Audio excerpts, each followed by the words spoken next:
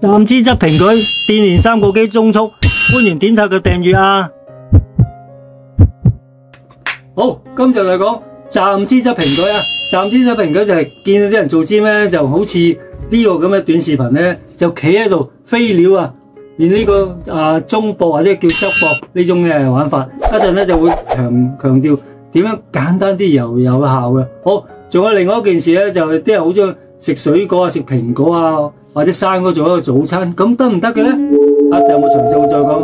你好，我係 Victor，歡迎到你偉大健身頻道。好，再重新講一次，呢就係嗰個站姿側平舉啊。好，咁睇翻以前嘅視頻咧，我係做過坐姿側平舉。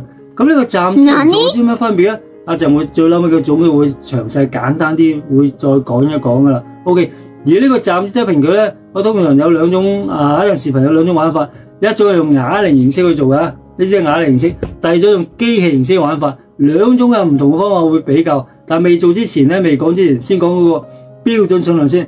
睇翻以前嘅標準重量咧，膊頭咧即係三角肌啦，係一半嘅。但係呢個係用呢個嘅比例，即係舉個例啦，係玩呢種嘅好似軍操咁嘅練你前膊或者係中膊咧，先係用一半嘅啫。但係如果以一種飛鳥形式會弱啲嘅，咁我哋就再折一半，即係1/4。舉個例，我63公斤啦，當60啦，1/4即係1/4嚟講係即係15公斤，即係每邊7.5啦。呢個標準係將來或者做到。而呢個嘅站姿側平舉咧，咁我建議咧係玩輕啲。一陣個視頻會講5公斤嘅，點解要玩輕啲咧？喺個總結會再詳細會再講噶啦。好，開片。好，而家就係講點樣練個中膊，即係側膊啊。OK， 用啞鈴同埋用機器玩法。而家先講啞鈴先。OK， 睇翻以前個視頻咧，就知道嗰個膊頭嗰個標準咧係一半嘅。但係呢個係講個。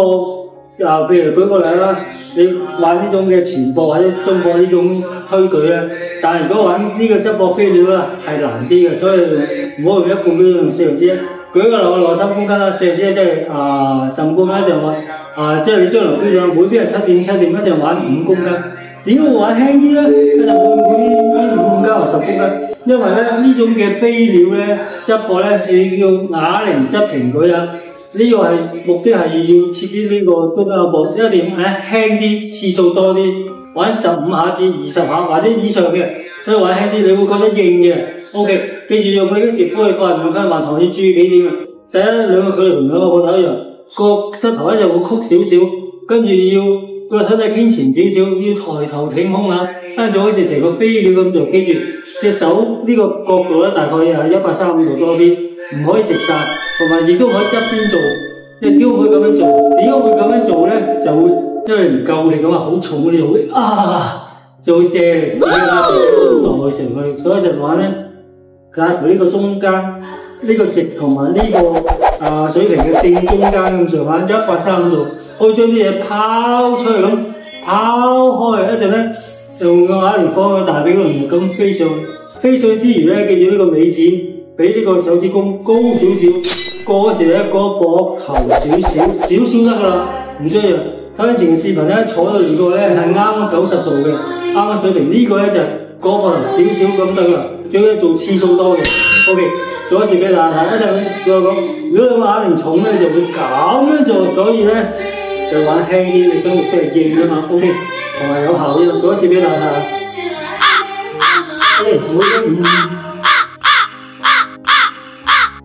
做嗰時咧，先放喺膝頭嗰度先，身體傾前少少。OK， 抬頭挺胸。好，呼氣快，開慢。呼氣快，開慢。上嗰時咧，手指公高過手指尾高過手指公少少。上嗰時咧，呼氣快。上嗰時過咗膊頭少少，倒把咁做。呢個最緊要做次數多，你又會開始覺得會都我膊頭會硬，次數多。好，呼氣快，開慢。OK， 再講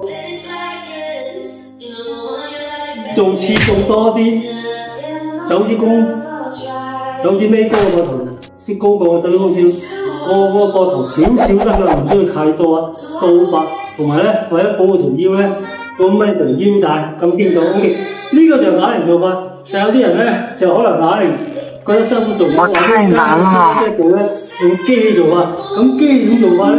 好，開片啊！睇下嗱，頭先嗰個視頻睇得好清楚啦。個站姿側平舉係點樣玩啊？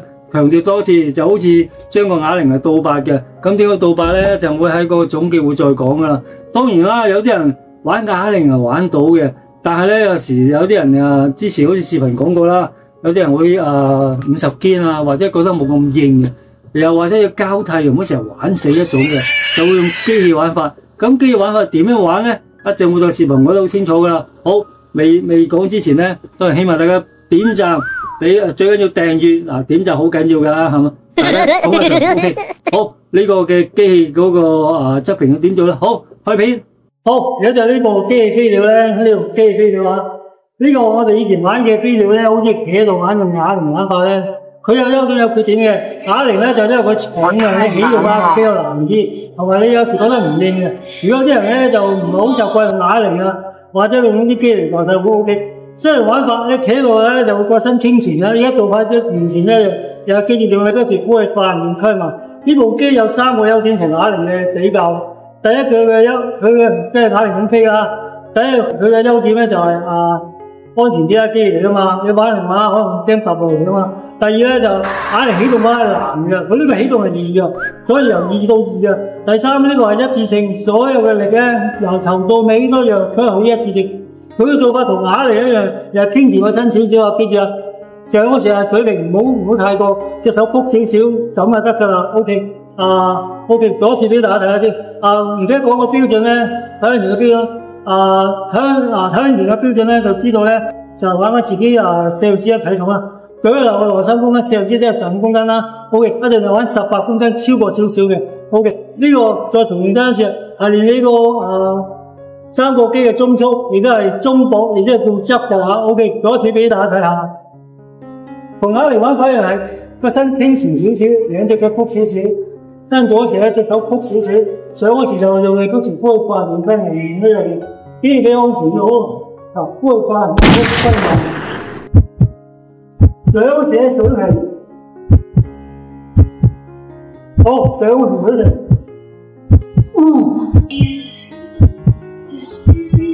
好呼氣法溝埋。哇哦，不錯呀！呢度幾型下嘅，咁而家大家清楚咧。當如果係訓練片，成日用啞鈴玩法，有啲人唔好型咧，就借用啲機代替，咁而家 OK， 大家聽得明白啦。又翻返嚟啦，睇見啦，頭先嗰個側平舉咧企喺度噶啦，有個機同埋啞鈴啦。再睇翻以前視頻咧，係玩坐姿側平舉。咁坐姿同站姿有咩分別咧？就簡單啲啊，坐姿咧因為坐喺度咧會個擺動冇咁犀利咧，咁嗰個啞鈴所以就水平得噶啦。同埋咧佢玩嘅重量相對嚟講冇咁大力嘅，相對理論上，但係你發覺坐到你放心啲，你連玩重啲都冇噶啦，冇問題。但係如果你站姿咧，因為個身傾前咗，你擺動，所以我就強調要求個手指尾高過手指公，一個少少倒八，令到嗰個三角肌即係個膊頭唔好擺動得咁犀利。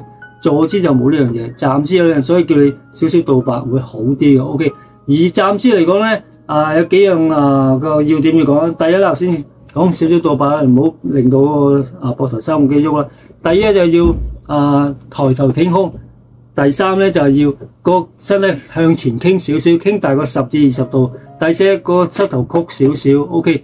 第五咧就擺動嗰時咧，呢個方向性向呢邊咁擺，大概呢個手微微彎135度咧，唔好伸直，亦都唔好水平。呢兩種做法，水平你覺得唔應嘅，而伸直嗰種做法就係當你玩好重嗰時，你就會伸直借力。代償，所以係冇效嘅，所以建議都係話135度多啲。OK， 既然個重量有問題咧，所以第6點牽涉到咧就係話玩輕啲，寧願玩5公斤；而牽涉到第7點就次數玩多啲，玩10下以上，做多幾組，你反而會覺得硬啲嘅。